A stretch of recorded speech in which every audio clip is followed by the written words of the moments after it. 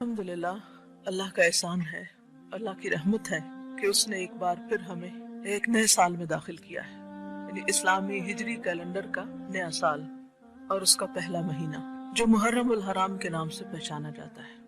और ये भी हम पर अल्लाह का एहसान है कि वो दिनों और महीनों को फेर फेर कर लाता रहता है।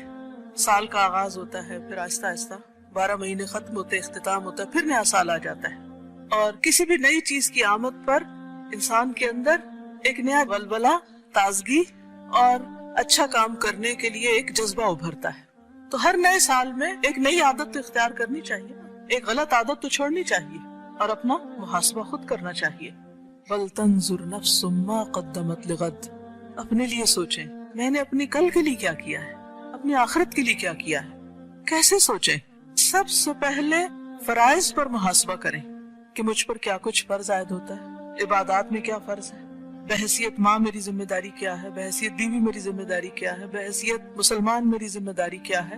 तो जो अहम तरीन फराइज है, बेसिक रिस्पॉन्सिबिलिटीज हैं, उनके बारे में सबसे पहले सोचना चाहिए, क्योंकि क़यामत के दिन सबसे पहले किसके बारे में पूछा जाएगा? फराइज के बारे में पूछा जाएगा, खुसूसन नमाज के बारे में पहला सवाल होगा जो अल्लाह के हुकूक में से।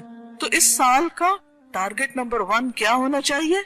नमाज की 100% इस्लाह।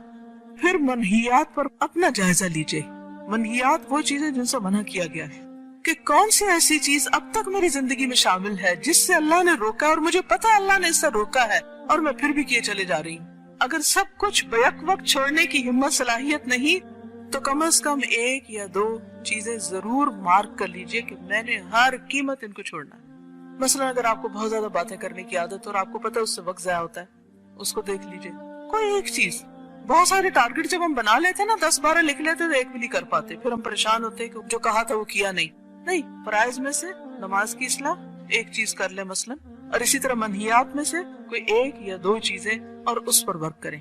और उसके लिए क्या है? नंबर 1 उनको छोड़ना, और फिर तौबा और इस्तिगफार और नेकियों से उसका तदारुक। ये बड़ी अहम बात है कि बुरे कामों को सिर्फ छोड़ना ही नहीं, बल्कि उसके साथ साथ क्या करना है?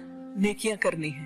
तो मुहर्रम में करने के कामों में अहम तरीन काम क्या है? फिर सेल्फ एनालिसिस, अपनी जात की इस्लाह, अपना मुहासबा और अच्छे कामों की प्लानिंग।